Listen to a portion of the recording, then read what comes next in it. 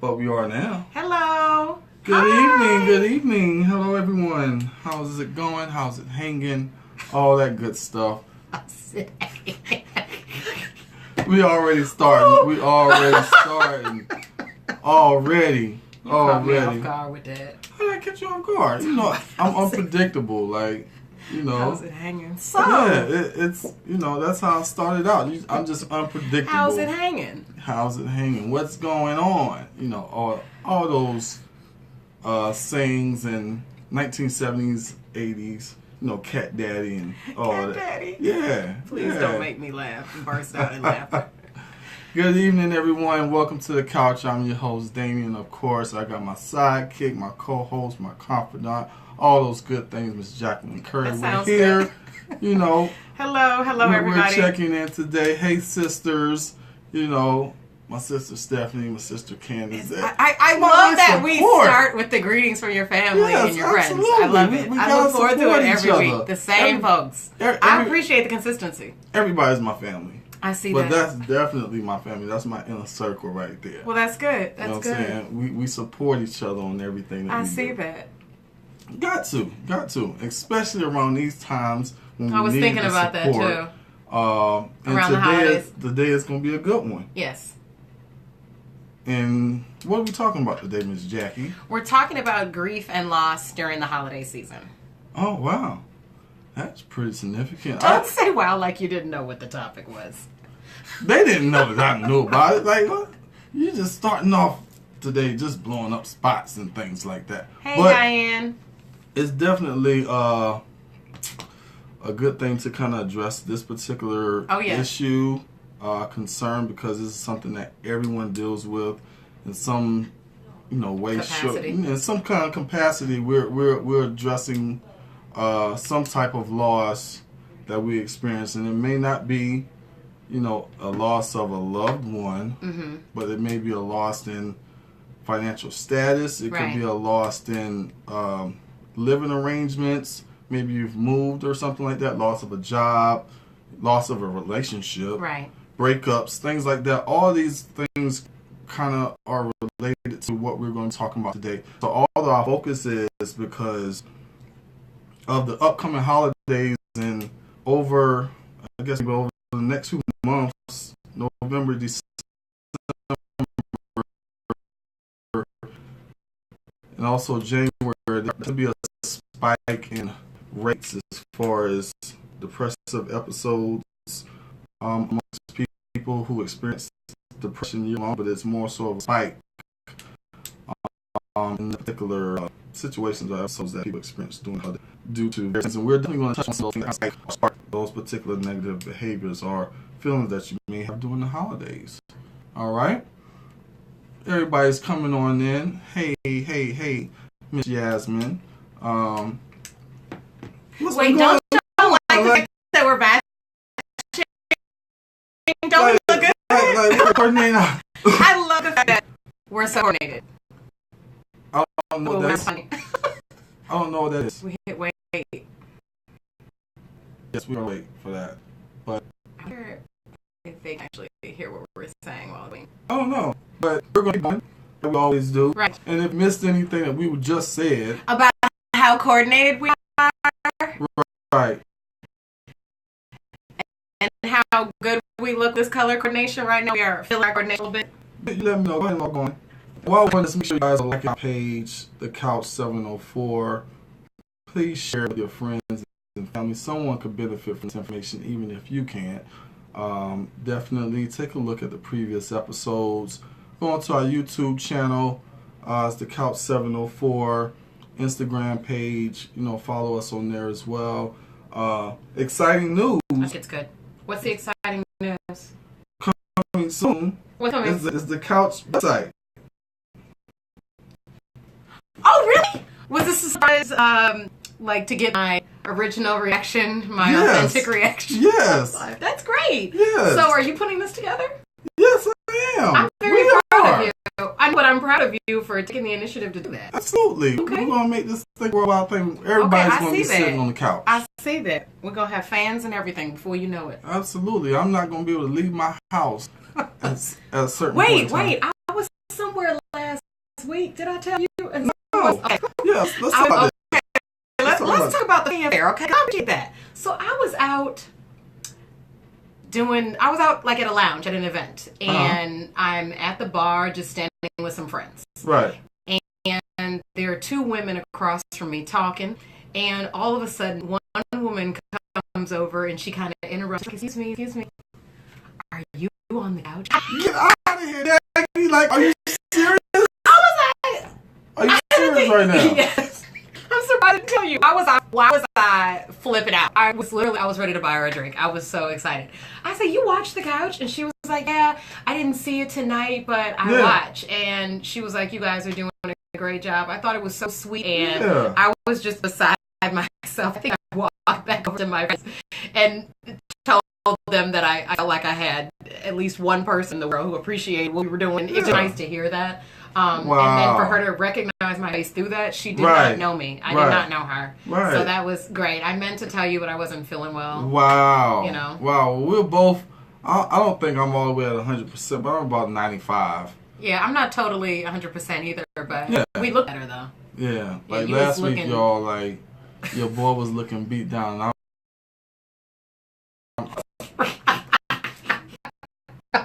oh! Why? I don't know. It was a little homely, but you didn't feel well, and I was not here the week before. I mean, I couldn't even thug it out. So you did a good job. I appreciate it, you guys. I appreciate y'all still logging on, even though it's like halfway. Like going, I don't even know what this is right here. Popping up on the phone. Right, like I'm getting pop-ups, you guys, but it's okay. Okay, it's all right. But that's some good news. We always like to start with good news, especially when we're going to be talking about things that are not so great and not so happy in regards to grief and loss. So let's kind of just dive on in. The first thing I wanted to kind of address and kind of talk about, definitely, did I say share the page? You did. I did, but again, anyway, share the page, all that good stuff. Y'all know that's my saying. All that good stuff is like I always end it off. We just let you do you. Yeah, let me be great with that. We are. Let me live. And I'm just gonna smile while he's doing it. Yo, like we haven't been feeling our best for weeks. Yeah, like so it's a good thing. Okay, so tell us where we're going. So again, talking about grief and loss, especially during the holiday season. Today we're going to mainly focus on the different stages of grief, how we can recognize those stages, as well as different tips and ways that you can deal throughout the holiday season if you are managing, or dealing with some type of loss or some type of grief throughout the holiday season. And we wanted to leave you guys on this particular note because next week we won't be here. We won't be on the couch next week, unfortunately. Holidays, of course, and make sure you spend time with your family and your loved ones because they are near and dear to our hearts, and you never know when you're gonna go. Right. Who said that? Was that AZ? I don't know, but it sounds horrible. No, that's AZ, like back in the day, like The Firm. You never know. Oh, I wasn't into. Is that hip hop? Yes. Oh my goodness, you are. I wasn't into that. I was a late bloomer. Hey, I wasn't into that till I was like a freshman in high school. Her black card is currently on probation right now. I went to private school with a lot of Caucasian people. I wasn't into hip hop. I'm gonna own who I am. Yeah. Okay, that wasn't until high school. Live your truth. I learned. We're getting totally sidetracked. I was about to start telling you about when I learned who Tupac was. But I was like 14. Don't even. Okay, we'll talk about it later. Don't even. Can we get to this? Okay, go ahead. We are. Okay. So again, first things first, we're gonna talk about the different stages of grief. And we're gonna give you some examples on that, as well as follow up with some tips on how we can continue to progress throughout this difficult time. Because I, for one, myself, I can attest to this, dealing with both my parents and grandparents being gone. Okay. Having to deal with grief and loss on a consecutive basis throughout the holiday season is pretty tough, but you try to find a way to better cope and manage through those difficult times. Okay. And having family, those sisters right there that are all doing your support group. We definitely support each other during this time to where it feels like, we're still family, it's still tight knit, we're even tighter due to those losses. So okay. We always try to pull a positive out of a negative situation. Well, fortunately, your family can pull together after stuff like that, because not every family does. Yeah, absolutely. All right, so let's talk about that first stage. And this is a disclaimer. First and foremost, the stages that we do list, they are not necessarily in a particular order. You may experience one before the other one, or vice versa. You may actually skip over a particular stage and not even experience it at all. So don't get confused or say, well, I didn't touch this particular phase or something like that. Something's wrong with me. Maybe I need an assessment or something like that. You know, some people become fixated at a certain stage, and then they can't even move past that stage to get to the rest. Absolutely. I think before you get into the stages, I just want to also say that there's no limit or a minimum to the amount of time that you can be on any stage of grief. Yes, absolutely. Okay, I just want to make that very clear. Because, you know, people want to ask or pose, this isn't normal, or what's normal. It's taken me 6 months, but I'm not over it. Things like that. So I just want to make sure that they're aware. Like, you know, grief has no timetable. You know, you can get through something in 3 months, whereas it may take another person 3 years. I was going to say 3 years, You know, to deal with something and be able to better cope. So definitely individualize your particular stages of grief. It's not a timetable on that, but as long as you're processing through it and you're leading towards that final stage of grief is the most important. Okay? Sorry, you guys. See that face? Like, really? Well, we can't ignore it. I mean, they know it happens, so what difference does it make if they see my face? You didn't have to make the face. At least they're being entertained during the cough. Oh, gosh. You done? Go ahead. The first stage. In no particular order. But based on the stage of grief is denial or disbelief. Tell us a little bit about what that stage is and what kind of means to you. Okay, the stage of denial and disbelief. Not believing the fact that something actually happened. Not accepting the fact. It's the first piece of, well, because one of the last stages is acceptance that I know off bat. But this is just a piece of that. Blatant non-acceptance of what has transpired. You still want to picture this person around. You still feel it's easier to imagine them there. You're not accepting the fact that they are not there. You're in denial about the whole situation taking place. Whether they're passed away or in jail, they're just not there anymore. And you have an extremely difficult time accepting it. So that's my rendition of that. And I think a part of it, and I've seen different stages mention it a variety types, you know, different types of ways, but there's also a feeling of shock that you experience in that particular phase. For example, and you can take it as far as, you know, somebody close dying to your loved one dying, or even a breakup. You know, you have that initial shock, like, you know, I can't believe this is happening. I can't believe she did this to me. Can't believe he did this to me. Oh, yeah. Can't believe he's around the holidays. Around the holidays. Breaking up with me around the holidays. Right before Christmas. You don't want to spend no money on gifts. So they break up with you a month before your birthday. This is not to say that this has happened to me, but they'll break up a month before your birthday, a month before Christmas, or the holidays where they feel like they need to be investing in you in some type of way. And they cut that right off. Yeah. So that's definitely a part of it as far as the denial, the disbelief. You may tend to isolate yourself from people during that time as well, but there's also another period of isolation as well, and another stage of grief that we're going to discuss in a little bit. But within that first one, that's kind of like that first common defense mechanism that you do have is denial. Like, nah, this isn't happening. Like, I just was talking to this person yesterday, or we just hung out last week. I can't believe this person is gone. Like, I read Tasha's comment, and I thought that was very interesting. She said the first year that her mother was dead, she tried to think that she was still in the hospital. Wow. It's almost like you comfort yourself with the thought that you know is not completely valid, just to allow yourself like a mattress, emotional mattress to fall back on. And one thing that kind of triggered in me with you reading that particular comment from Tasha comes in the form of, like, let's just say if you have an injury or you're in the military or you suffered some type of accident and you have to get your leg amputated. Right. A lot of amputees and people who have lost limbs still have feelings of that particular limb being there. Like right. their leg is still there, they can still feel it, but they know that it's not there. That's a part of that denial part. Okay. That first part of loss. I mean, you lost a leg. Now, when you say they can still feel it, are like, you... Mentally, they can still feel it. Like, they just... I was trying to do the math with that. Like, the leg is gone, but they can still feel it. Yeah. They okay. can feel it. I understand. Like, my mom actually told me that because prior to her passing, she had to have her leg amputated. Okay. And she would still say that she feels her leg. All right. So... It's a comforting thing. Right. Okay. Absolutely.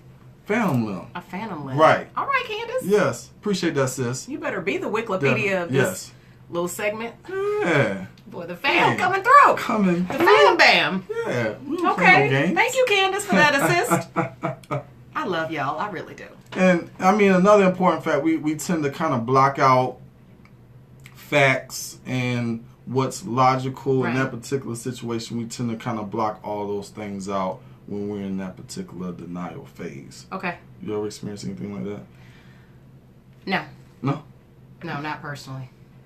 Huh. There are other stages that I'll, kind of give my personal experience on, but not that one. And most of the time, I think for this one, this is usually the shortest stage of grief. Because, I mean, after a while, like, eventually you come to realize once you go to a funeral or you no longer have that job anymore or you're no longer going on a date with your ex-boyfriend or girlfriend. Once you see him with someone else, you step right out of denial and into anger. Is that another stage, Damion? Ding, ding, ding, ding, ding. Guess what? The second stage is... Anger and rage. Anger and rage. That's the second stage. So once you learn to accept that, okay, this is actually happening, then you move into that stage of anger. And that's one I'm familiar with. Okay, well let's talk about that. Okay. Well, my uncle passed away. Okay. You trying to be funny? You're trying to be funny. Damion's trying to play me as he does at least once every segment, but that's okay. Well, my uncle passed away a couple years ago, and I became angry. I wasn't in denial. I became angry at a certain point, kind of feeling like family members didn't listen to me when I asked them to be aware of the fact that I felt like he looked weird or he was talking strange. I had talked to him more than anyone else in the family at the time, and I was not there. He was in Chicago. I was in North Carolina. And I felt they were in denial about whatever was happening. Right. But that was just my anger, just working to evoke all kind of thoughts. And after he passed away, for at least a year afterward, I was just angry at the way that other people responded. Right. And I looked to blame someone. And that's the key word is blame. We tend to become angry because we want to blame someone. Sometimes it's that loved one that's no longer there that we tend to try to blame on, but of course we can't get any response from that particular person that's no longer there. Or if it's an ex-boyfriend or ex-girlfriend, you're blaming them for them disrupting your life. Right. Everything's going smooth, then boom, there's a breakup, there's a disruption in your life, so there's anger, there's resentment, there's a lot of hostility that goes on in that particular, to your call too, I can get into. But the same thing when it comes to a job, you go through the denial, like you can't fire me, like I've been here for 15 years, and then you become angry. Then you be like, you want to table, and you be wanting to fight your manager. The shock. Yeah, all of that. So that's generally like the main one that people sometimes get stuck into is anger. When you're going through grief, it's just automatically straight to anger. Okay. Like I'm pissed off. I'm blaming because they could have did better. Right. My family could have did better by checking on. My mom, I could have did better. So it's a lot of pointing fingers. And self-guilt. Yes, absolutely. Okay. Absolutely. And again, remember, each stage, there's no particular time limit in the grieving process, as well as for each stage. Right. You can be angry for a long time. You can be in denial for a long time, but that hardly ever happens. Hey, Elise, she's waving. Hi, Elise. Hey, girl. Since that was a special shout out. Why? I love Just it. Why? Because it happens every segment. I love it. Do y'all understand what I have to deal with on a weekly basis? Damion has a lot of women around him. She looks all nice and all this, but I am. But I am animated, and Damion can't handle it sometimes. That's okay. That's okay. That's all right. We'll work through that. Going through the grieving process. There's one of these stages. That's what I was going to say. There's one of these stages that we can relate that to at this time. Right. Okay. And again, like I said, acceptance. Anger, can come in the form of blaming, and we end up pointing fingers, and like you said, we feel guilty for being angry. So we're still ended up being angry because we feel guilty about it. So, and we can't turn it off. So those are the types of things that make us, even more angry, just dealing with the guilt, the blame, and not being able to come to some type of resolve, or feeling like you could have done something different in that particular situation. Okay, so we've done denial, anger. Denial, anger, and now we're moving on to the third one, which is bargaining.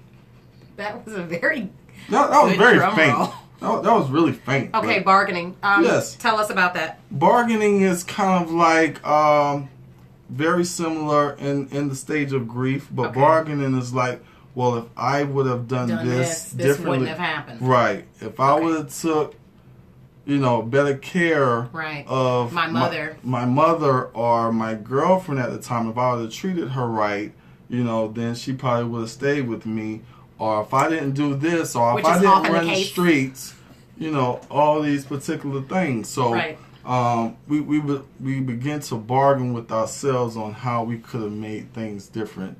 The coulda, shoulda, wouldas often come out during this time. Let me say this. You have to be very careful with the bargaining, because the bargaining is tied to self-blame. Well, all this is tied to each other. The bargaining is tied to self-blame. Self-blame is tied to anger. It's internalizing everything. Right. And the bargaining can lead you to such a deep state of denial and depression that you can't get out of it. So I would say, I know someone is wondering when you start seeking counseling during all this, or if you wanted to, when do you start seeking counseling? I would say during the initial stages of grief, you should seek the counseling so that you have assistance with the processing, right? You're not just at home bargaining for 6 months, trying to figure out what could have happened differently. And then it is working as the nucleus of negative thoughts, right? It's filtering into work and your personal relationships where you're responding negatively to other people and individuals, especially your family at times. So I would just say counseling at the beginning of the stages, and then be careful with the bargaining when you find yourself going back and forth for longer than a period of a couple weeks. If it lasts longer than a couple weeks, in my opinion, you should be talking to somebody else about it, a professional. Absolutely. And I would add on to that every time that you're going through a grief or a loss doesn't necessarily mean that you need therapy. It's always a good thing to be, safe on that particular side. But if you know what the cycle is and the variety of emotions that you may experience during the grief cycle, then you're able to better cope and be able to better maneuver through those particular stages. But definitely if it's impacting, your daily life, your relationships, your social relationships, all these things, then I would definitely, just like we see every week, seek some assistance that can help you with that. We have, grief counselors, people that specifically deal in just grief. And that's pretty much it. I was telling you before that I was trained in grief therapy, but the only time that I have really from day to day utilize that was in my internship. I worked at a really rough school in Chicago. So it was on the outskirts of Chicago. It was rough. So a lot of the kids... West Side? Not quite. Okay. A lot of the kids that I... That was East Side High. Why? Don't interrupt me. Listen. So basically, I worked at this rough school, and I worked with elementary school kids, but it was mainly fathers in jail. I was dealing with that type of loss, and not the death of a parent. Right. But I was working with very young kids, and it was very eye-opening to the stages, right? And then even children skip over stages. It was interesting to watch that they skipped over stages, or they weren't interested. They were straight to the bargaining. My mother hadn't been arguing with my father. Even though sometimes that could be true. This is funny, but I'm sorry. Sometimes I'd just be listening. Like, Right. That could possibly be true. But it was a very good experience just to work in the realm of grief. Yeah, yes. Absolutely. And you bring up a good point. And I don't think that we touched on that grief could be, the loss of a loved one due to death, but also loss of a loved one due to incarceration, hospitalization, moving. We experience grief when we're dealing with like people being sent off, in the military, been stationed in different places around the world.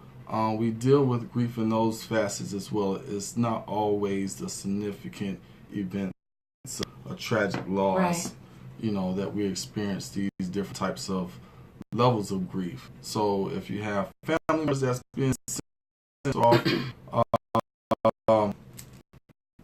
in the military and things like that, you will experience some of these particular stages. I don't know what's going on with that.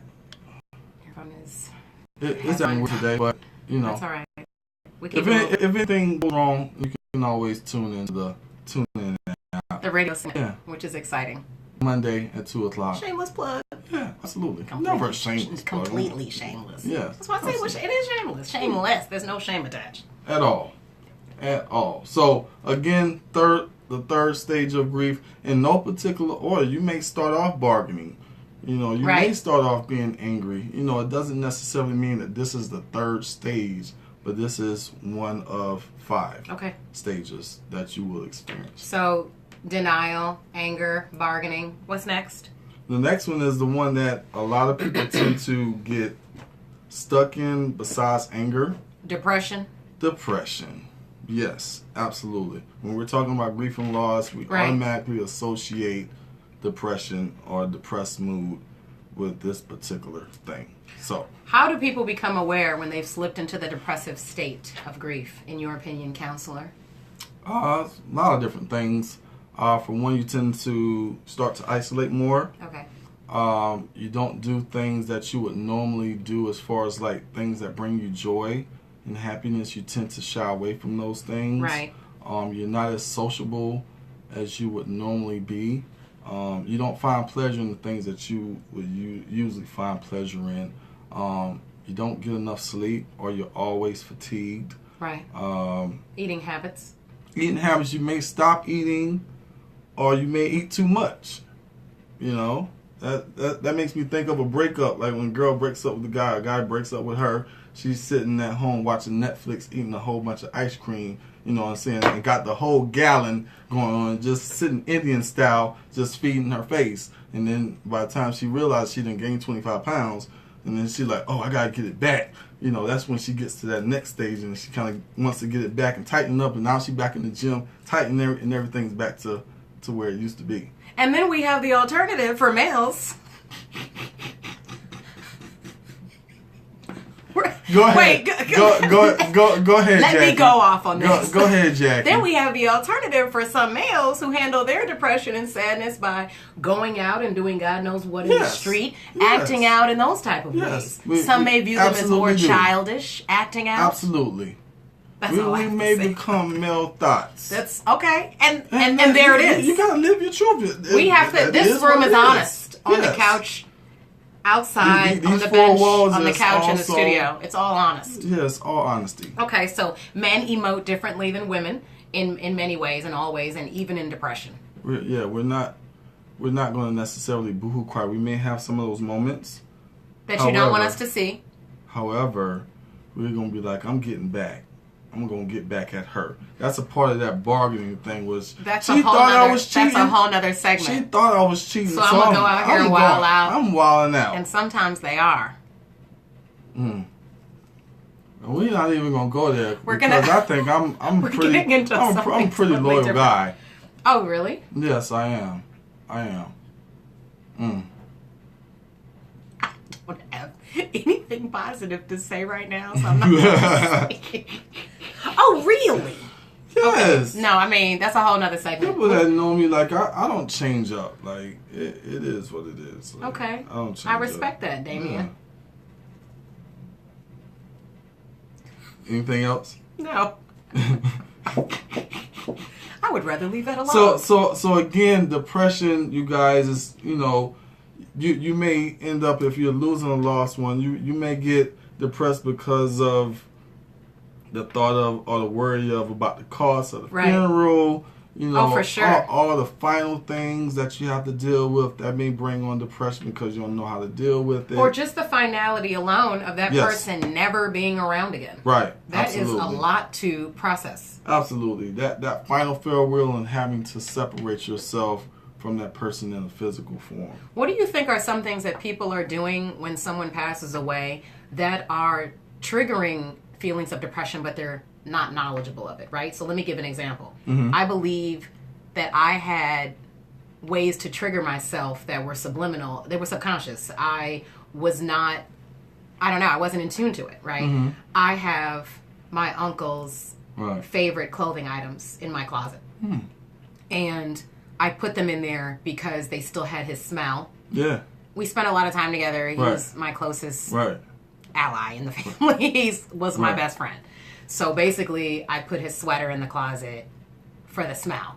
And I thought, this is just my way of having something. And after a couple months, I promptly moved the sweater to the back of the closet because I realized it was triggering me. Yeah. Right? Yeah. I have all of his military belongings, right? He promised it to me. Right. I had that in a place I could see it for like 6 months. And at some point, I was like, this is unhealthy. So I had to put it away, like underneath a dresser where I can't see it every day. I can just go to it when I need it. But those are things that people do. What are some other things that you think people do subliminally to trigger themselves during the holidays or when they're grieving? Let me say for me. Okay. For I'm gonna give you a real live example. To this day, I still get emotional over Boys to Men, the Mama song. Okay, yeah. So like if I hear it on the radio or anything, I just completely turn it off or turn the station to avoid it. But sometimes if I feel like I just want to be in that moment, then I'll just let it play. And let the emotions out. And just let it go. Right. Some people, like you said, keep articles of clothing, keep things as they were. Right. Like if you lose a loved one, they lived in the home, you may keep their room exactly the same way, like they're coming back, and they're going to come back in like, oh, you didn't change a thing, change a thing in my room. But, truth be told, they're not coming back, especially if it's, death. But some things are a little bit more subtle.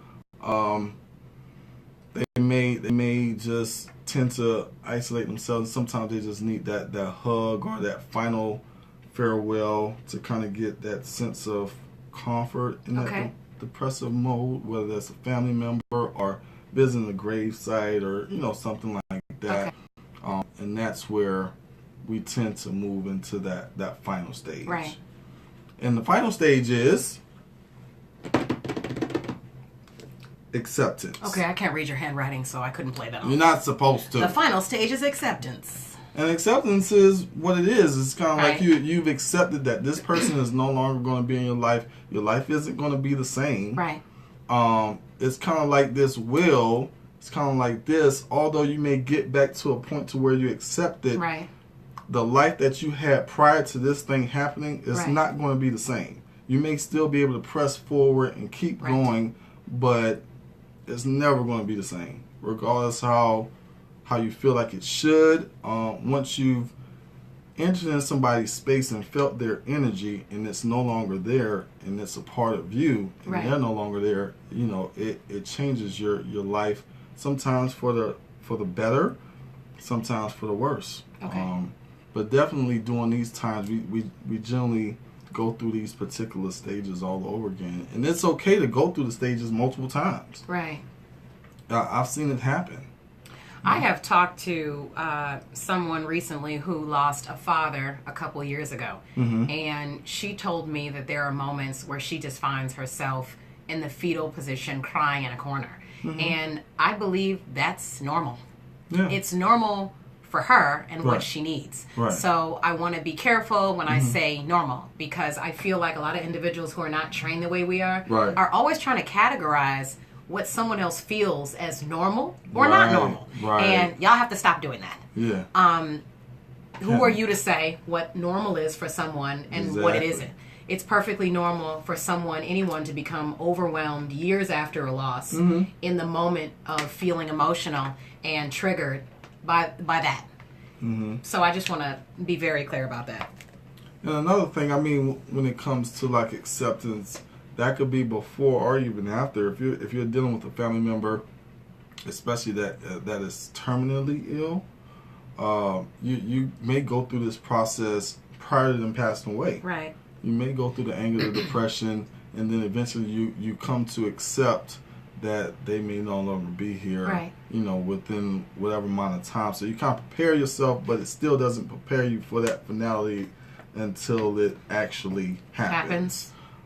So just gaining perspective on that and understanding what acceptance looks like for everyone. It doesn't mean that you're going to be happy-go-lucky and, okay, I've gotten through this cycle and I feel great and all. You may not ever, again, you're going to get to a point to where you're able to accept. Doesn't mean that you're going to be the person that you were previously. Something's going to change within you because of that particular loss, whether that's a loss of a job or a loss of a relationship or a loss of a loved one, or whatever.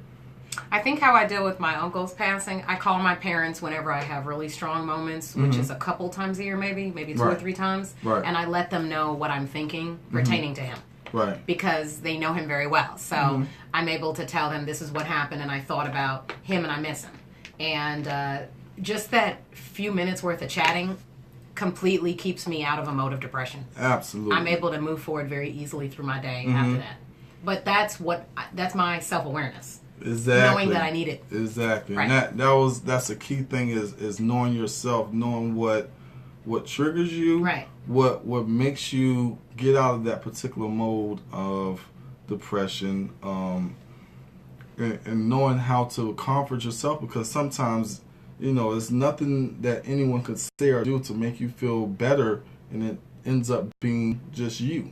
If that means you getting in the fetal position or staying at home and just, processing it yourself for a bit, it's okay. Okay, Whitney says... Yeah, go ahead and read that. It took her 4 years to take the final step.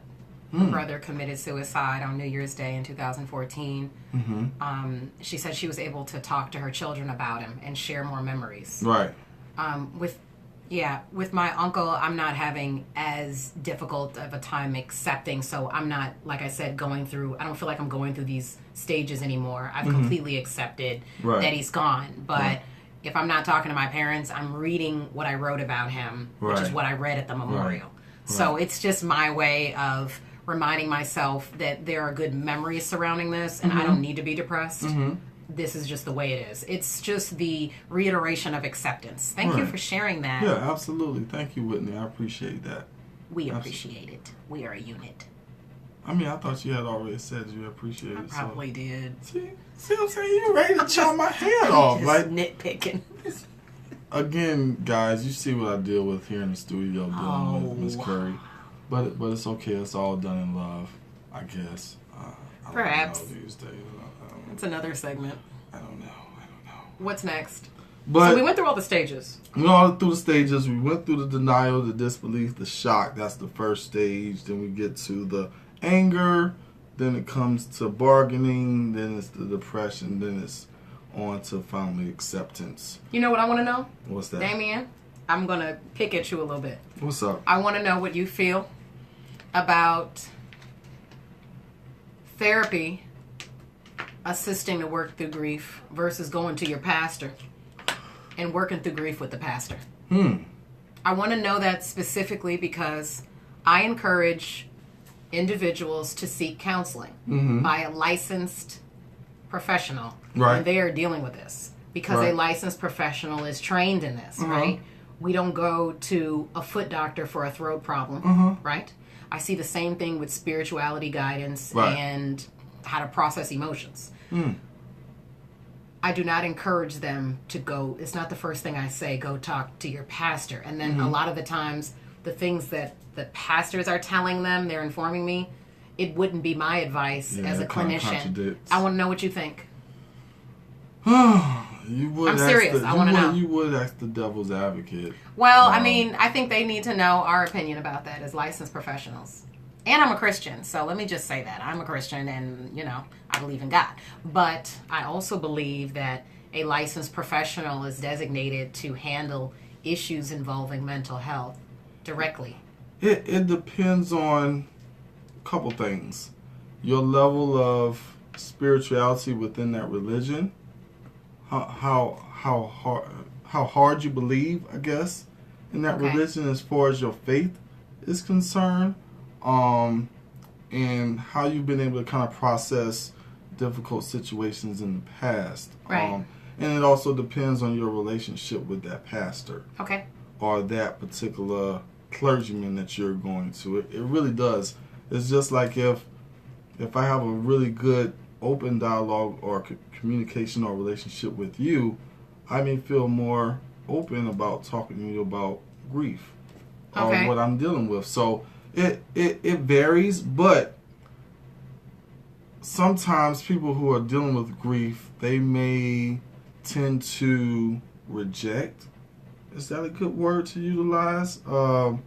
God as to like for blaming. Why is God doing this to me? Blaming. Yes. And that anger comes in that denial piece up there. That's where that's where kind of like your faith is tested a little bit. And like you said, I don't know if going to a clergyman or a pastor during that particular time, if you're that type of person, right?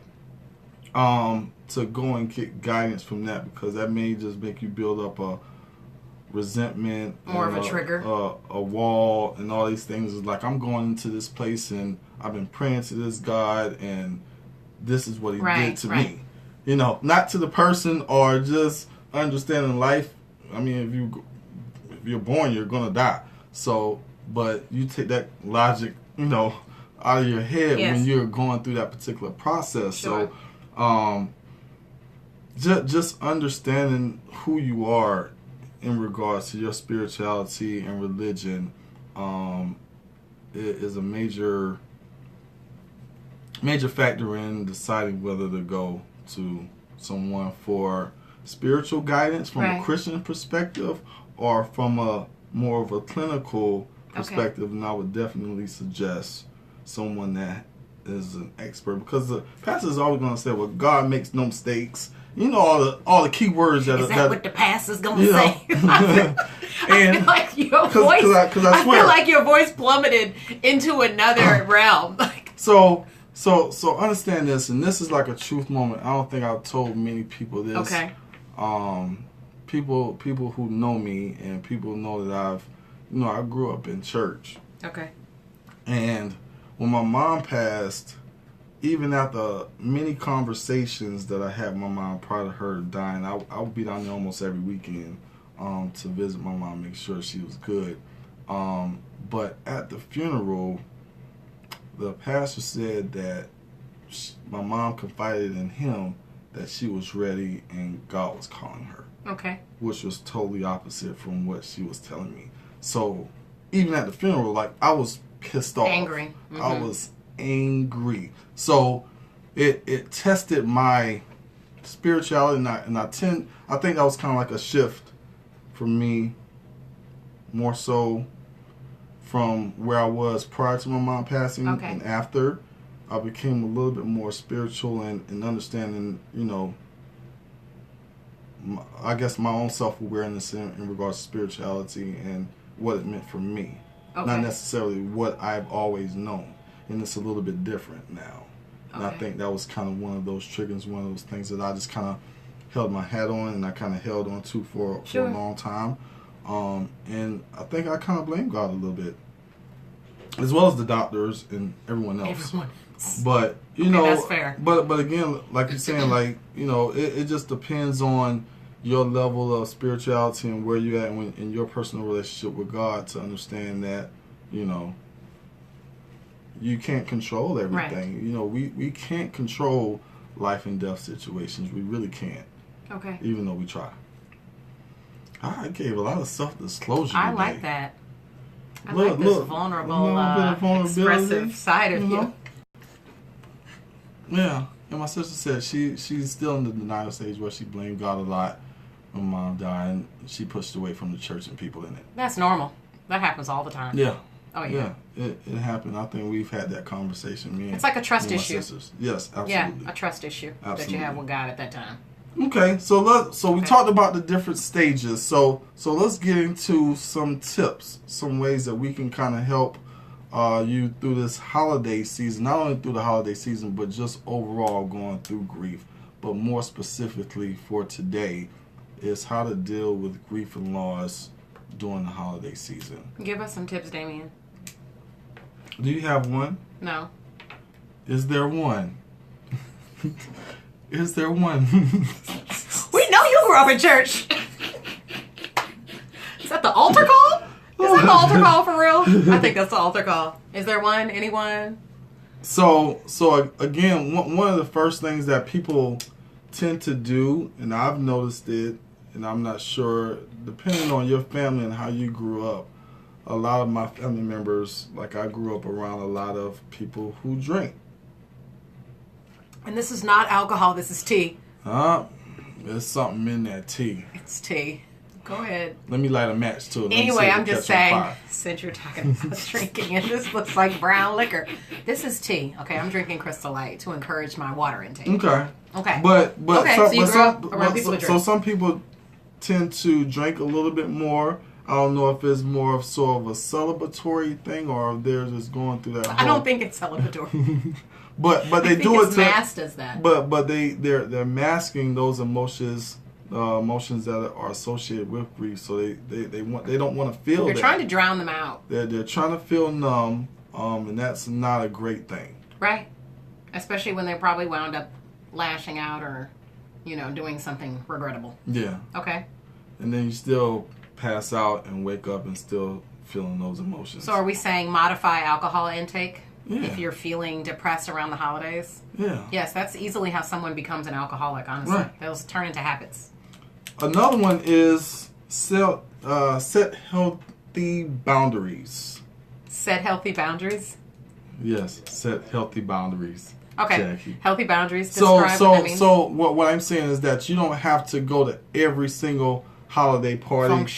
Function. Your job Christmas party, right. The family Christmas party, Thanksgiving potlucks at work, dinners. You don't have to do all of those things. You can decide which ones, you want to go to or whether you don't want to attend any of them. But I wouldn't kind of suggest that. You definitely want to kind of get out of the house. You don't want to isolate yourself. But you don't have to go to everything and kind of understand that and be okay with it. Right. So setting those boundaries in regards to that.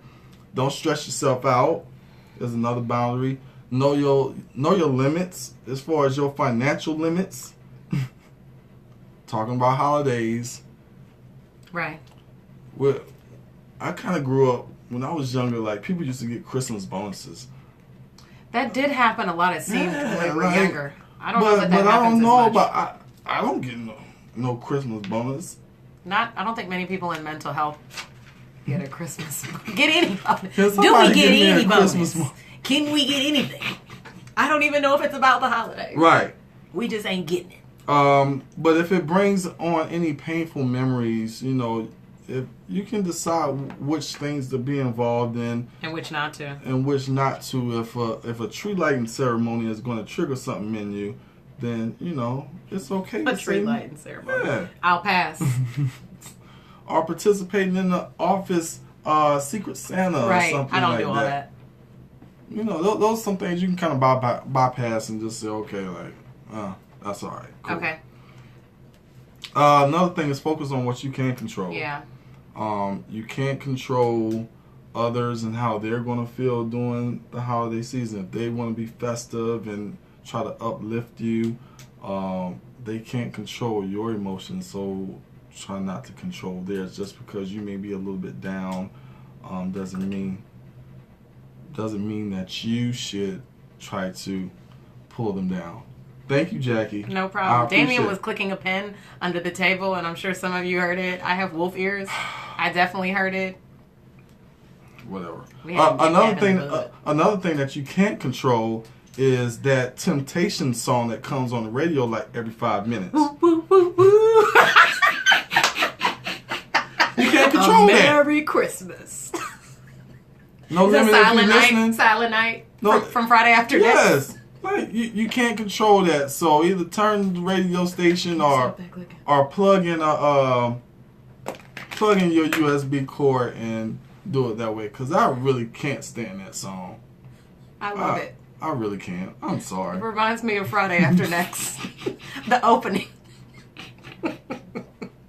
'Twas the night before Christmas. Oh my goodness. Wow. Or if you hear like your coworkers you overhear them talking about their Christmas plans and things like that. Right. You can't control that. Like, if you're sitting in a cubicle next to them and they're talking about it, like, that's kind of hard for you to kind of avoid that. So I try not to think about the way I feel when I enter the holidays. I don't think about the way I feel. I think about what I'd like to do and how I would like to experience the holidays. Right. I don't focus on what's different about the holidays or the fact that my family is in Chicago and I'm in North Carolina. I just focus on what do I want to do this year? Am I flying into Chicago on Christmas Eve this year? Right. Am I staying at home? Whose house am I going to? So I don't even look to a tradition anymore. That has helped me get out of feeling depressed. It really has. And you know what? I don't look to tradition. I look to making new experiences for myself at the holidays, and it's exciting. Even my outfit from the last holiday, I kind of look at it like, this is what I did last year. Let me just do something different this year. And that's actually a tip that I was going to go into was well then we're in sync. Create new traditions. Right. Create them. Like, if your parents are no longer here, you can't go to their house and do the same things. Create new traditions, whether that's, you and your siblings start something new by going out of town every year. Or going to the movies on Christmas. Yeah, doing something different every year. Something that you've been against, even. Right. Try to visit something that you've been against. And I think it's also going to help not to set you up for depression and serious grief issues in the future. Because it'll help to take you away from those normal things in your mind. Right, absolutely. Right? Because most of us grow up saying, what? My mom did this, so I'm going to do this. Then when your mom passes away, you have a harder time processing through the grief and getting through the stages because you haven't changed any of those behaviors. If she made the best candied yams, you probably don't want to cook candied yams because you're going to be triggered. Right, let's not do that. And crying in the pie. Somebody else bring the yams. We don't need all those tears in the pie. We don't. Find something else to cook. There are plenty of things you can do. But yeah, that's what I do. Right. And another one, plan ahead. Okay, talk about planning ahead. So the holidays are coming up. It's like on your calendar. You can't avoid it. So it's kind of like prepare yourself. Like build up your armor and figure out some things that you can do to manage throughout this time rather than just soaking in that. Coping techniques? Is that what you're saying? Coping techniques. Come on, for the people, describe what the armor is. Armor is something that protects you from getting hit. Feeling depressed? Right. From getting hit. From getting hit. And like planning ahead could be simple. Live in the moment. Okay, thank you, Absolutely, Deborah. I appreciate that. Thank you, Godmommy. Planning ahead also could mean like if you're somewhere like at a Christmas party, right? And I do this because I'm from the hood a little bit. Like if you go to a party, you always gotta have your escape plan if something just happened to pop off. Right. So have your escape plan. Right. Like if you know that you may be triggered at this Christmas party, understand like you may have a friend there like, hey, if I get this certain way, like I'm gonna leave and just You know, just establish that. Have an eject plan. Right. Ready. Exactly. All right. Exactly. So, but enjoy the moment as much as you possibly can. Like Miss Jones said, live in the moment. But sometimes that moment may take you over here, and you may just have to step outside, get you a breather, or you may have to drive on home and, do what you have to do in that way. Okay. One of the last ones is find a way to honor their memory. Whether that be as a family, you make a collage, or y'all talk about different stories, funny stories, things that kind of bring laughter to the family. Okay. Just find a way to kind of honor them, whether that's creating a plaque or putting something on their grave or something like that during that time. But as long as you're not like by yourself, that's one of like my biggest things, making sure that you have that support system around you during the holidays, and kind of forcing yourself to feel that energy and that positive energy. Okay. I'm a huge energy guy, so feeling energy and getting that transference of energy is pretty cool for me. Okay. And be kind. Just be nice to people. Don't be a Scrooge during the holiday season. Why are you looking like that, yo? Aggressive with that. Nah, I took it personally. I'm not even gonna I am. Like for a while, I was a Scrooge. Like I was like, buy how much? I don't want to do anything for Christmas. So like y'all do y'all thing. Well, a lot of people do that, especially when they're processing heavily through grief. Yeah. That's normal. I am able to catch myself and to get out of that. Right. I kind of do it by talking to my family about my thoughts about the holidays. Absolutely. And then I listen to their feedback on, well, it sounds like this, or do you really want to be alone? I mean, processing through that out loud really helps me. But that goes back to being self-aware. I'm very aware of how I'm going to feel and then wanting to avoid that. Yes. And if that means I don't really want to hear all the chatter of family, but I'm going to be more affected of being home, looking around in my house alone on Christmas, then I will hop a flight and go to Chicago. Absolutely. Okay. So, we gave a lot of tips there. We went through the stages of grief. We had some fun. Self-disclosure. We gave a lot of ourselves. Yes, I was definitely vulnerable this episode. A little bit too much, but it's all good. Sometimes the ladies like the vulnerability. Yes, so. I hear it a lot. It's cool, Men, we gotta become more vulnerable. We're gonna talk about that because we're gonna have a men's segment where we're discussing some. Am I gonna be here for that? You can, are you gonna have a man here instead of me? You can provide a female perspective, but I will represent us. Ooh, baby. Okay. But we're going to end on that particular note, you guys. Again, follow us on our Facebook page. I'll have this definitely. Instagram, the Couch 704. Yes, absolutely. Like and share this particular video for someone that you know that may be dealing with grief and loss during this particular time. It may be helpful. It may save a life. You never know. So check out the YouTube channel. Yes, YouTube channel. Everything is the Couch 704. Even the couch704.com. Coming soon. Very soon, you guys. I'm excited about that as well. Me too. So, we're trying to blow it up here a little. No, we are. We are moving along. Doing a little expansion. Something. It's all about expansion, helping the people, getting the information out. So absolutely. Everyone watching, please share this in order for it to be able to touch anybody who it may be able to help. I'm sure it could help a lot of people if you share this information. And we appreciate you all for tuning in and participating in the conversation. Absolutely. Like and share. If y'all don't remember nothing else.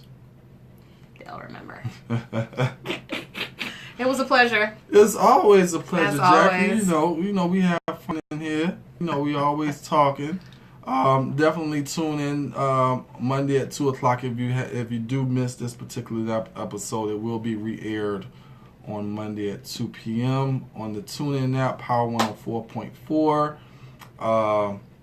What else? That's it? That's it? I think that's it. YouTube, Instagram, Power 104.4. Thank you all for tuning in, and we'll be back next week with a new topic. Can we talk? Yeah, if y'all log on to the radio station like before and after, you'll hear that playing. You'll hear it. Like, I got it set up. Like, yours truly, I put that song on there. Like, Can We Talk, the instrumental, all that good stuff. I love it. Yeah. So, again, from the couch, where your mental health matters, it's Dane. Jackie, signing off. See you later. Happy holidays. We won't be here next week. We won't? No. This is good information to know. I said it at the beginning. I didn't hear you. I wasn't paying attention. Y'all. Yeah. Okay, we won't be here next week. Drink that brown liquor right Okay, now. we won't. It's tea. It's tea. If that's what you want to tell everybody. Stop, Damion. It's okay. It's tea. It's all right. But again, you guys, in all seriousness, y'all have a happy holidays, great Thanksgiving. Check on us. We're gonna check on you guys. We're gonna check in. We may not do a live video, but of course, check out the little videos, the little snippets, the little nuggets here and there that we drop throughout the week. For real. Thanks, guys. They say for real. I heard you. I'm ignoring you.